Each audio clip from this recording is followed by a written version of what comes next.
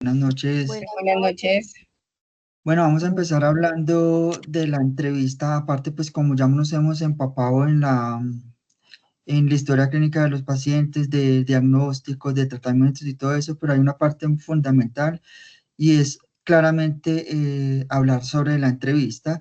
Y nos dice pues que la entrevista es un diseño unidireccional y verbal, en que una persona interrogante, o sea, el entrevistador, está realizando preguntas sucesivas a otra persona, en este caso, pues el entrevistado, para poder obtener información, pues precisas, para obtener una hipótesis o un diagnóstico a este sujeto, ¿cierto?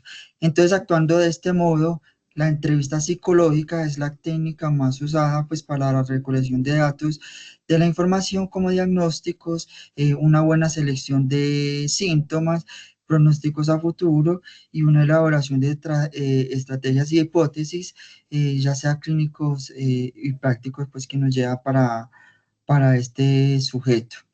Entonces, uno de los principales propósitos de la entrevista que nosotros vimos en este libro son obtener la información mediante el auténtico, que es de lo más importante que se adquiere en la primera entrevista, ¿cierto? Que es el marco psicológico más importante, como la base, que de ahí parte todo.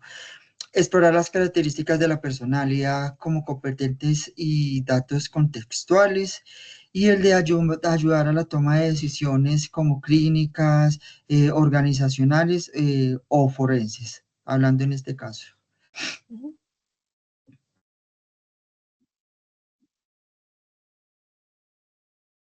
Sí, bueno, chicos, a mí me gustaría como mencionar esta parte de la entrevista donde los conceptos son muy claros, o sea, el procedimiento que uno tenga con el paciente, la forma en que uno lo atienda, la forma en que él se siente en el consultorio, la empatía, como toda esa confiabilidad va a hacer que tengamos como la información más fidedigna de él, o sea, si él en algún momento se siente tímido o juzgado, esta persona no va a hablar con la misma tranquilidad, no se va a sentir cercano con nosotros. Entonces, digamos que los propósitos de la entrevista, como decía Miguel, es recaudar la mayor cantidad de información posible también de esta persona en cuanto a su educación, hacia su cultura, hacia su religión. Todo esto es supremamente importante en la entrevista.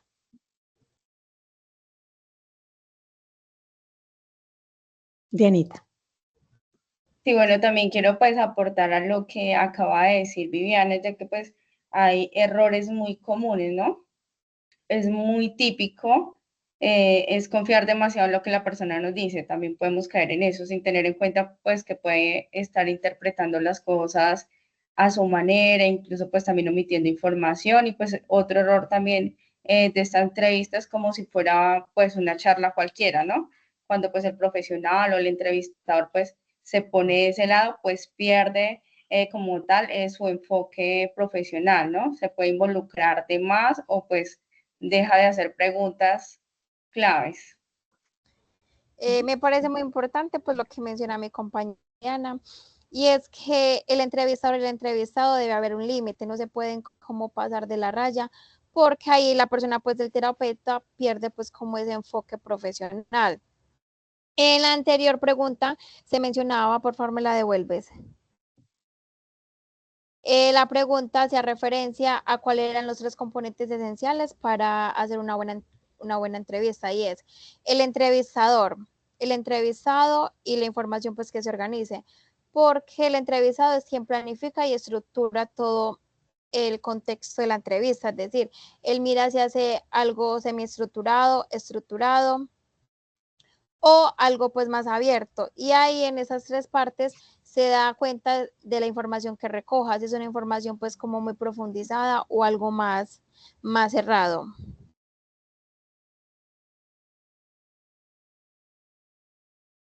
Me parece que cabe mencionar que un punto muy importante aquí en el medio de la entrevista es mostrarle uno como entrevistador a la persona o al sujeto que se está entrevistando, que uno tiene los conocimientos claros y la información clara de lo que se va a realizar desde ese punto de vista o iniciación del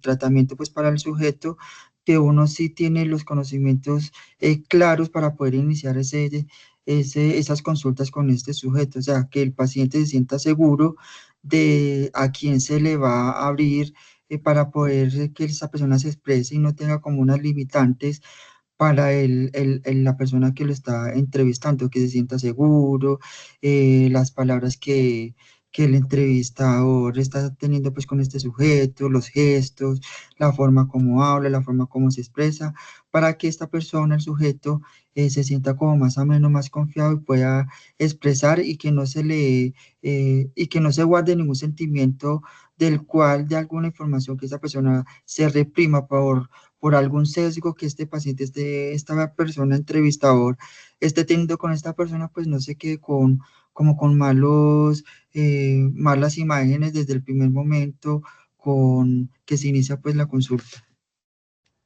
Sí, Dianita, ¿nos ibas a decir algo? Sí, pues digamos a lo que dice Miguel, pues es verdad, porque digamos en esta parte nosotros decimos que hay tres preguntas esenciales, ¿no? ¿Por qué viene la persona, no? Y también pues qué se espera del proceso, a quién vamos a evaluar exactamente, lo que decía Vivi anteriormente, tener en cuenta pues la cultura, todo lo demás. Y estas tres preguntas nos ayudan a tener como un norte y saber qué tipo de información vamos a buscar, ¿no? En el área laboral también se usa muchísimo la entrevista, sirve para pues conocer las habilidades de la persona, las experiencias, las motivaciones, incluso pues para saber si la persona encaja pues en una empresa y no es útil también pues para la selección. Bueno, lo que dice pues Diana es muy importante.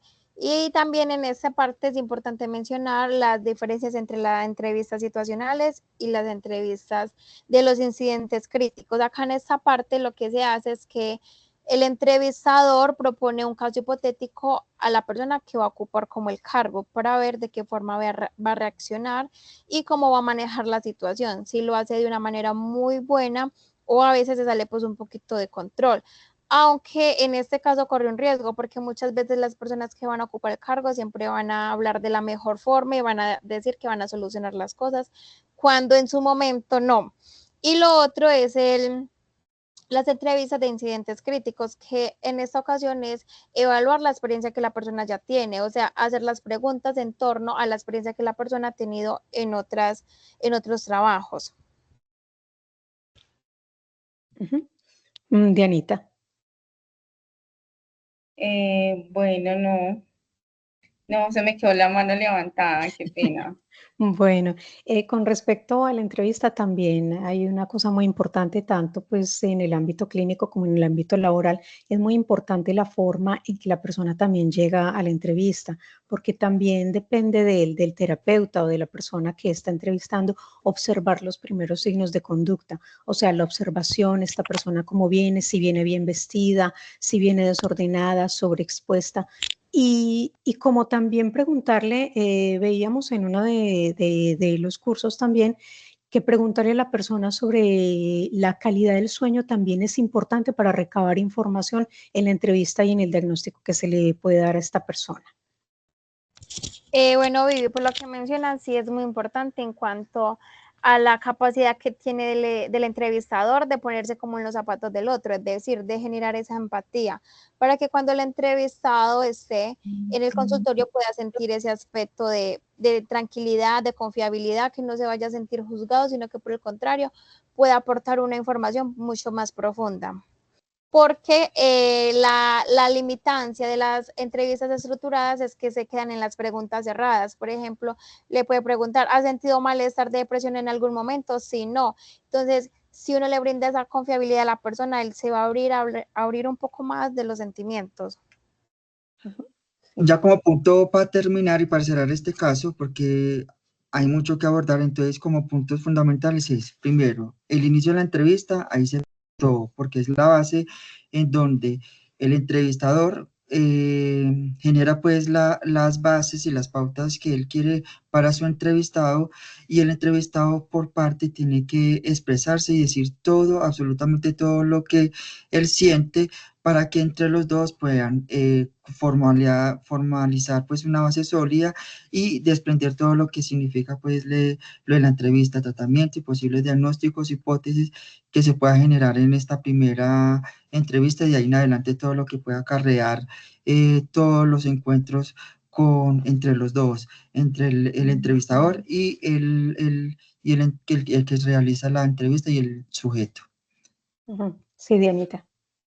Bueno, también quiero aportar pues algo muy importante, que es también que hay diferentes formas de estructurar una entrevista, ¿no?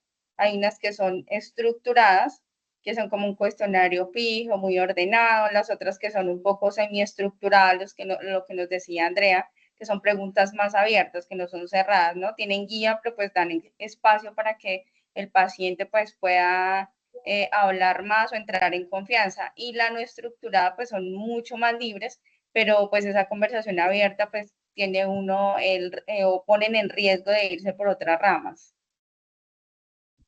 Sí, yo como para terminar únicamente diría que ese primer contacto con el paciente y la confianza que él sienta con uno va a determinar si el proceso sigue y si va a ser un proceso agradable para el paciente. ¿Algo más que quieran decir? Muchas gracias por la atención. Gracias. Muchas gracias. Feliz noche. Feliz noche. Igualmente.